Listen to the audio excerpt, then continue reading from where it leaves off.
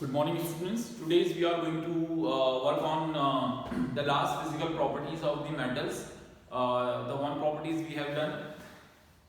The last property says the metal conduct electricity.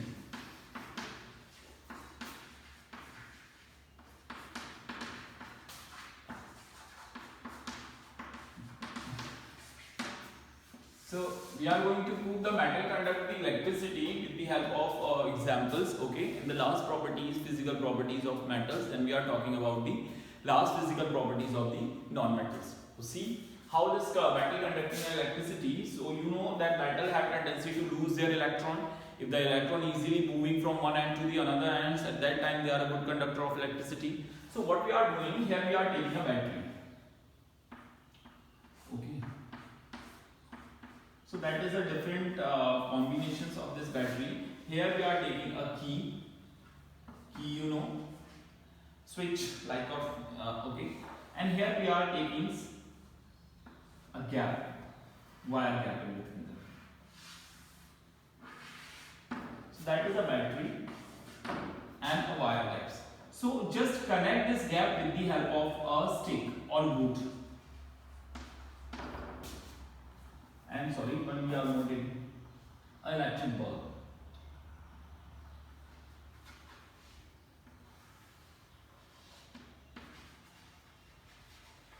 Or LED.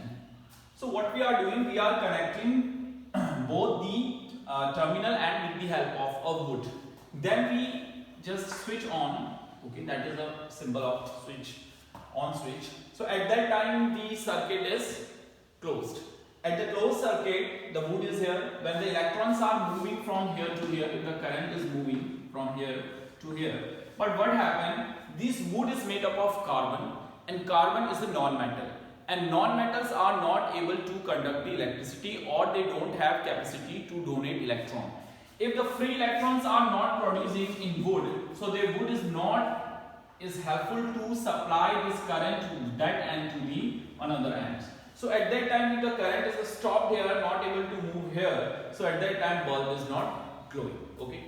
Instead of this wood, suppose we are just using a wire here, wire, iron. Iron wire is here. It is iron.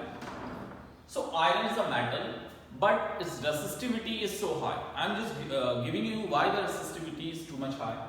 In case of iron, the iron is a metal, so they have less tendency to supply or passing the current through them. So iron is made up of metal. It is a metal. So these metals have tendency to pass the electricity through them. So at that time bulb is blinking, not glowing. It's a blinking because the iron is not able to supply more amount of current through them because its resistivity is too much high. You know the resistivity, okay? But instead of this, if we are using another metals like gold wire, gold. The gold symbol is Au, that is gold. So what happened? The gold is the biggest element. Its nucleus size is small and size is biggest. They have tendency to lose their electron freely. So the gold have capacity to freely lose their electron. At that time, the more electrons are able to passing one end to the another ends, and the golds have tendency to pass the electricity through them more easily. At that time, bulb is glowing, not blinking. It's properly glowing. So with the help of this circuit diagrams, we are able to prove that the metals are a good conductor of electricity. Instead of you are using the glass and wood and connect these two circuits with each other, so they are not capable to conduct the electricity. Electricity's flowing tendency is totally depend upon the free electron. अगर हम metals की बात कर रहे हैं तो हम केवल कंडक्ट नहीं बोल सकते, हमें प्रॉपर टर्म्स को डिफाइन करना पड़ेगा. The proper term is number of free electrons. So only the few elements have tendency to conduct the electricity. According to the conductivity of electricity, the golds have more tendency to conduct the electricity. Then we are talking about the silver, and then we are talking about the next one is copper, and then we are talking about aluminium, and then we are talking about the after that we are talking about the another elements like mercury, okay, and so on. So this is the conductivity. The highly electric conductivity is shown by the gold as well as the silver. Generally इन दोनों का simultaneously रहता है, then copper, then aluminium and then mercury. But in the present scenario we are generally using the copper wire. Why we are not using the silver and gold wire? You know, because it is very expensive material. But when you are performing a very good experiment in biggest lab, there at that time that instrument is made up of the gold and copper wire, because that scientific lab is capable to chase that expense of this gold and copper silver and gold wire. But yet we are using in our domestic cables generally made up of the copper wire, and they all are generally considered to be metals, and metals are a good conductor of the electricity, and bulb is growing very fluently. So this one is the last properties or physical properties in case of the metals. Then we are going to start our physical properties of non-metals. The physical properties of non-metal is totally opposed to the physical properties of metal. जितना भी आपने metals के case में पढ़ा वो सारा का सारा क्या होगा, मगर यहाँ पे कुछ interesting facts हैं. What is the interesting fact? No. The first one, the non-metals are not lustrous. Non-lustrous. Non-lustrous means they don't have any shining appearance, but except iodine. The non-metals are non-lustrous, but except one element is there, one non-metal is there having a lustrous appearance. It's iodine. If you are just seeing the iodine surface, it's shining surface. So one is the exception is there. The second physical properties is non-sonorous. You know the most of the non-metals are generally available in their gaseous phase. तो gas का तो कोई अभी surface ही नहीं है, तो उसको कैसे स्ट्राइक करके आप साउंड प्रोड्यूस करेंगे? So generally the non-metals are non-sonorous. They are not capable to produce a sound. But like examples, phosphorus and these are available in their solid state, but they are generally soft in nature and they easily broken when they strike on the surface of any hard material. So they are not capable to produce sound.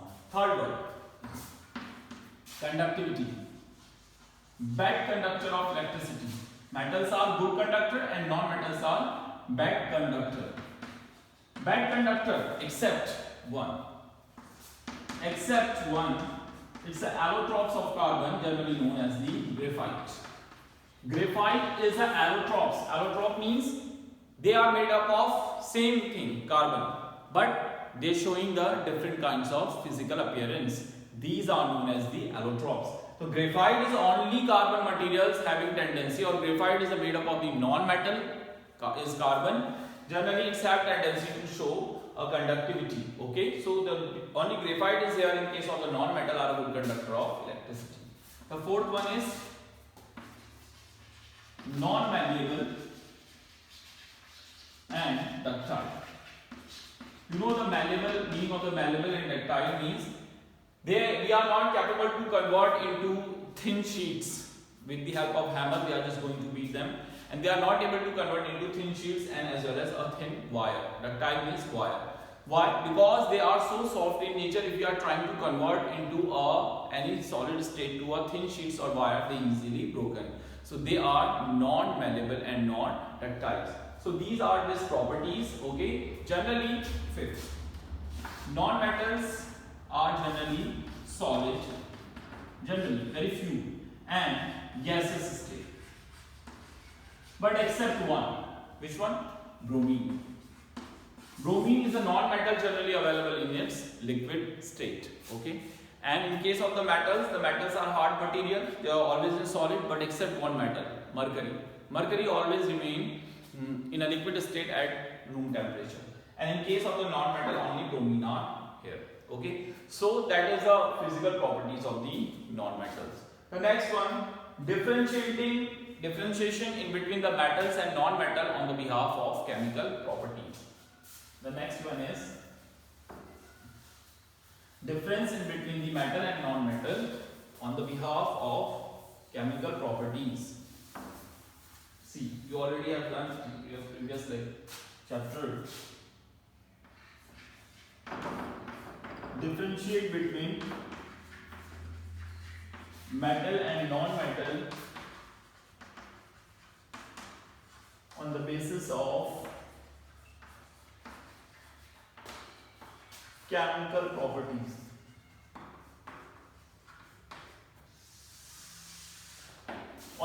of chemical properties. First of all, we are writing here a metal, and another side we are writing here non-metal. So see guys, in case of the metal and non-metal, we are performing a two chemical test. Okay, the first one is when metal bond with oxygens or air. Okay, we are taking one example, a metal. We are generally taking a magnesium ribbon. It's silvery in appearance.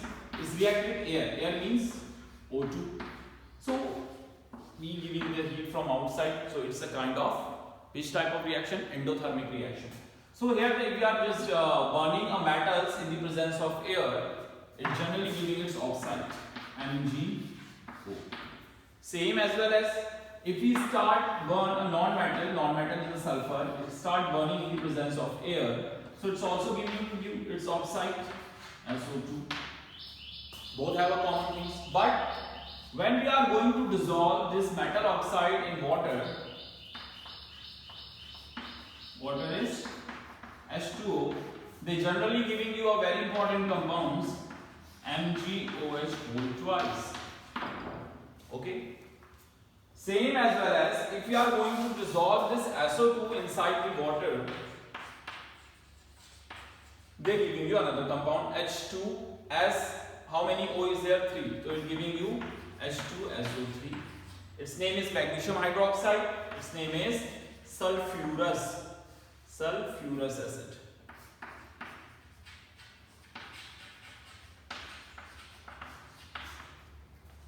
Its name is magnesium hydroxide. So that is a hydroxide. OH is here. So its nature is basic. And it is acid. So its nature is acidic. So that is the biggest difference in between the metal and non-metal on the behalf of its chemical properties. Okay, that is the biggest difference. So when metal react with air, it generally giving you its oxide, and when we are going to dissolve this oxide inside the water, they giving you its hydroxide, and every hydroxide is basic in nature or alkali in nature. But what happens in case of the non-metals? We are taking sulfur, carbon, nitrogen, you take anyone. So if we are going to burn this non-metal in the presence of air, they are also giving you its oxide. But what happens when we are dissolving this oxide inside the water? They generally giving you a sulfuric acid or acidic compounds. Okay, so the non-metal oxides are acidic and metal oxides are generally basic in nature on the behalf of the chemical test. How we know it giving you a basic oxide? Then after that formations of this magnesium hydroxide, we are adding a basic indicator. Give me the name of the one basic indicator. Basic indicator is phenolphthalein. Phenolphthalein. The phenolphthalein is colorless. When they come to the contact with this base, they giving you a which kind of color? Pink color. So when the pink color is appeared, it means the metal oxides already given you a basic compounds. And if they giving you a acid, how we know the acid is formed after the reactions? Here we are adding a acidic indicator. Acidic indicator is methyl orange. We are adding the methyl orange inside the solution. If the methyl orange is generally orange in color, when they come to the contact with the acidic solutions, it's changing its color and converting into the intense red color. So it means when the sulfur oxide dissolved in water, they giving you acidic compound. If acidic compound is formed, then we are adding a indicator, methyl orange, and methyl orange when come to the contact with any acids is changing its color. It's indicating due to the presence of a acidic solution and its color is red. So in reactions के behalf पे और इस test के behalf पे हम chemically differentiate कर सकते हैं किस में metals and non-metals में. So in case of the physical test or the physical properties, the metals are sonorous and non-metal are non-sonorous. Metals are ductile and non-metals are non-ductile. Metals are malleable. Non-metals are non-malleable. Metal are a good conductor of heat as well as electricity, and non-metal are not a good conductor of heat and electricity. But if you are going to differentiate on the behalf of chemical tests and chemical properties, so the metal and non-metal is differentiate on the behalf of their nature of their oxide, on the behalf of their nature of oxides. Okay, तो ये इनके oxides के nature के behalf पे हम इस पे क्या कर सकते हैं, आपका डिफरेंशिएट कर सकते हैं. So these are the differentiation on the behalf of this physical as well as in their chemical properties. Okay, so the this is the generally properties of the or differentiation in between these metal and non-metal. See, our next topic is chemical properties of, अभी तक हमने physical properties पढ़ी, okay, differentiations देखा. Then our next topic is chemical properties of metal. Today I am just giving you only one chemical property. See the chemical properties of metal.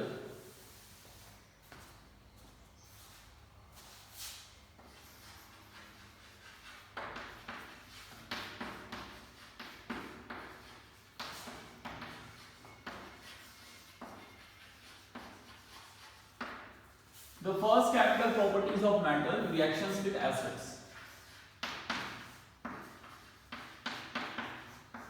Reaction with acids. So guys, you have done already these reactions in acids, base and salt is also. When any acid is able to react with acid, they giving you always a important gas that is known as the hydrogen gas.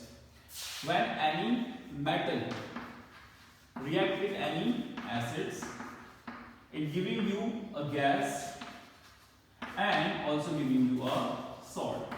Okay, so just giving you example.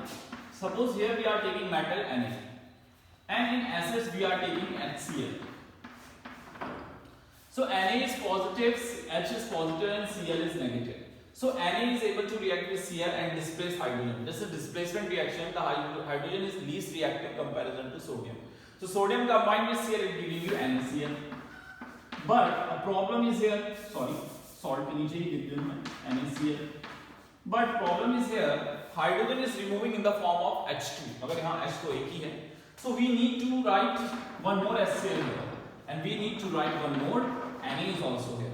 So that why the two Na displace two hydrogen and two hydrogens removing in the form of H2. Hydrogen gas is a colorless, odorless gas, and one Na react with one Cl, one Na react with the another Cl, it giving you how many Cl? Twice NaCl.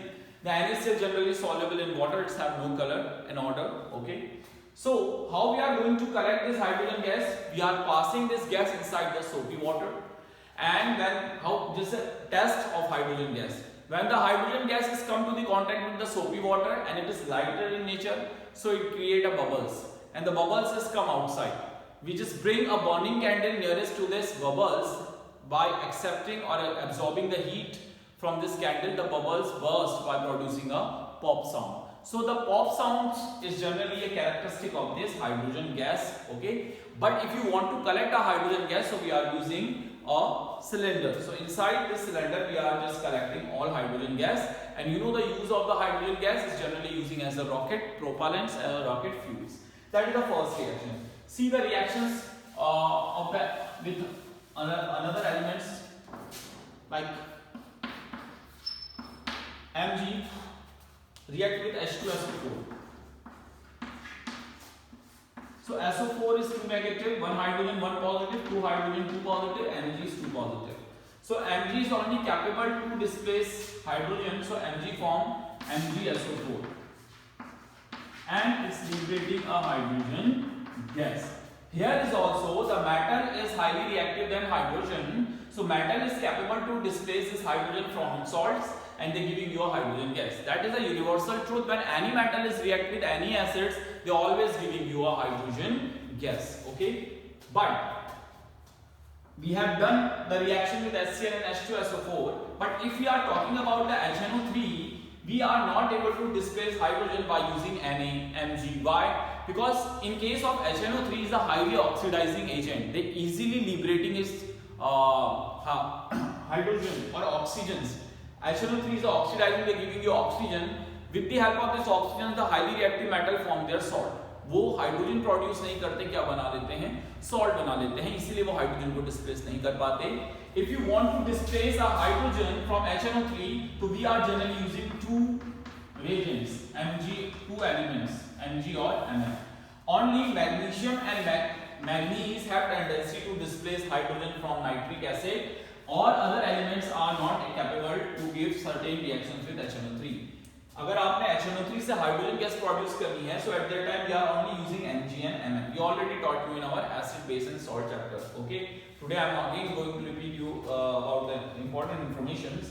If you are performing the hydrogen removing reactions in case of HNO3, we are generally using Mg and Mn. Instead of this, we are no other element is capable to release hydrogen from HNO3 because the highly reactive metals generally forming complex with the HNO3.